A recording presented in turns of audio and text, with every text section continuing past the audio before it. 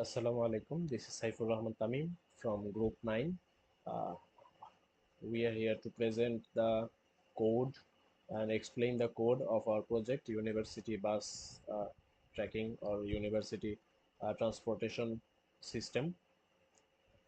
I am passing to my fellow team member, Rejuan, to start the presentation of our front-end part, and the other members will be sequentially presenting the other parts of the application. Uh,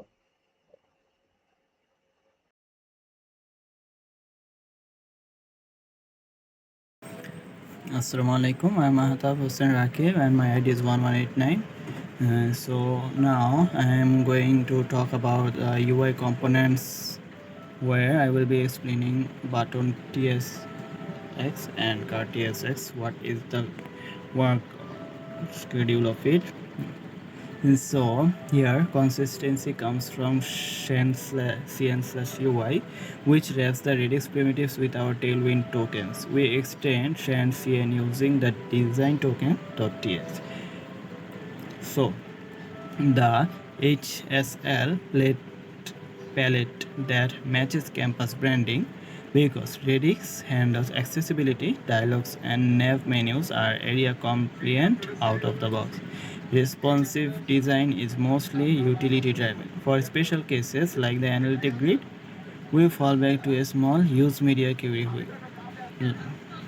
Now, the rest of the part will be explained by Ashraf. So Ashraf, tell us how these components pull data.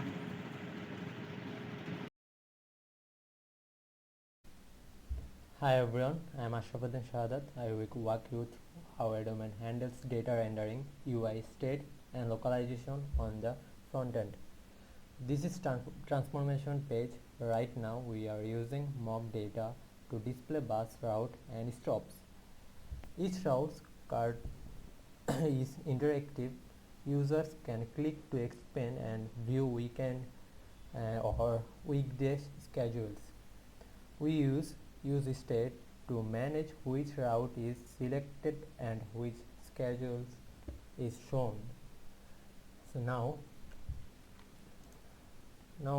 we are opening the page providers.tsx. It sets up React query globally using query client provider. We we configured options like 5-minute catch time and disabled reflect on window focus on improved performance.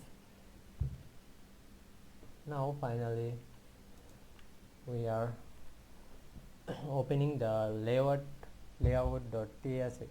Our app is wrapped in the provider's component, which includes both React query and next initials. This allows easy language switching between English and Bangla. That's how we handle mock data state and localization. Now handling it over to Lemon. Thank you. Assalamu alaikum everyone. I am Masudul Hassan Limon. Now I will be sharing some key aspects of our backend API for the EduMan project. So for our backend, we are using Nest.js, especially in version 11. So if you want to see here the package JSON file, so here it is. So we chose Nest.js because it really helps us build a modular and testable application. So you can see the general structure in our SRC folder. So if we go into SRC folder, so you can see there are many folders like controllers, database, decorators, DTO, and etc. So now let's take our user functionality as an example. So if we look inside the SRC folder, so there is folder like controllers. So there in controllers there are there are folders like user.controller. So this file actually handles incoming requests for users, and the actual data structure for a user is defined in our another models. So if we go into our models, so there is file like there is file called user.entity.ts. So here it is actually user.entity.ts. So this file actually is a data structure for for user. So to define in our models, like so now when we receive data, say for creating a new bus schedule, so we use DTOS. This is called data transfer object. For example, if you look at our DTO folders, so let me get into DTO folder. So here you can see the bus schedule DTOS. So in this folder, you can see many decorators, like is not empty, is string. So these are all decorators. These are from the class related to library. So then they actually allow Nest.js to automatically validate incoming data, making sure it's correct or not before we process it. So this is actually super important for data integrity. And the business logic, like creating a user or fetching user data, is handled in our service. Like if we go into another for like services, so there is a file called user.service. So this file actually creating a user for or fetching user data in our handle. It's easy to handle. So now we can say Nest.js also makes API documentation really straightforward with Swagger. So we don't need to run it like right, but it actually generates interactive API docs. So this is possible of decorators we use in our controller. So so first if we look into our JSON folder, JSON file, so in so you can see it actually it generates interactive API docs. So this is possible for the decorators we use in our controller. So if we go into our controller folder, so there is a file called bashidule controller.ts. So in this folder, we can see the API tags at the top. This located bus schedule, and then for each endpoint, we have API operation and our custom API response and decorator. So these all tell Swagger exactly how to document each part of our API. So now let's get into another portal, which is transport module and database. So now for features like the bus transportation system, we have a dedicated transport module. So actually the data for bus routes and stops is defined as entities like bus route or entity. So we have another folder which is called models. So in models, we can see we have the file called busentity.ts. So this actually defined to for bus routes and stops, and actually all this information is stored in a PostgreSQL database, which is hosted on AWS RDS. The setup for this connection is managed in our database module. So we have another folder which is called database. So database module.ts, you can see. So in this file, all this information is stored, is managed, right? So now we can say security is obviously key. For authentication, we use JSON web tokens. So the core logic for validating these tokens happens in our auth guard. So here we can see our another folder like guards. So here are three types of folder like files like admin.guard, auth.guard, and another one that is optional guard, auth guard. So if we go into our auth guard, then as you can see here, when a request comes in, the auth guard extracts the JWT from the request cookies, verifies it using JWT service from Nest.js, and then fetches the user details. So we also have other guards like the admin guard here. We can see. So in admin guards is used to protect some certain endpoints that only administrators should access. It also checks the user role. For example, you can say by calling a utility user is admin to ensure they have the correct permissions. So you will see this admin guard applied in controllers like user.control. So we can go into our controller folder. So if we go into our user control, so we can see it actually manage routes for user. So now Finally, we can say to make sure everything works correctly and stays reliable, we write tests using jest. So if we go into our again JSON folder, so we can say a command like just coverage. So by running this command, we can check our test coverage, which is currently at 82%. So this actually helps us catches issues early and maintain code quality. So that's a quick overview of some backend components and how they work together in our EduMan project. So yeah, thank you. So now I will pass it over to our next member, which is Saifur Rahman Tamim. Thank you. Uh, Thanks a lot, Limon, for nicely overviewing the backend part of our application. I am Saifur Rahman Tamim, and I'm going to talk about a little bit uh, about the Lambda functions and the deployment of our backend system. So let's visit the main file, main.ts file, which is basically the entry point of our application.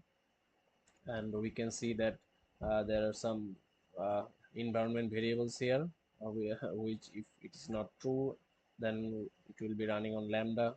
And there are some development and production configuration.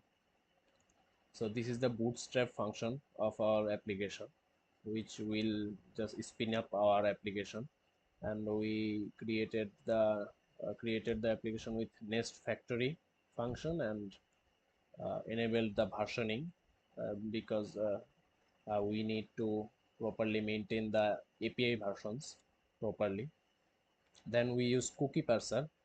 This is a crucial function because as we are using JWT or JSON Web Token, we are maintaining the authentication with the HTTP secure cookies. So to transfer and store and to read and write the cookie properly, we need this cookie parser. And then there is a logging interceptor. This is used for basically the error logging purpose and other logging in the console for application status and the errors. And we have commented out the validation pipe. This is basically the class validator function, which helps us to validate the models and basically the entity models. And we have also set up the swagger here. As you can see, the swagger is very important for front-end developers because this helps the front-end developers to understand and test the API endpoints more interactively.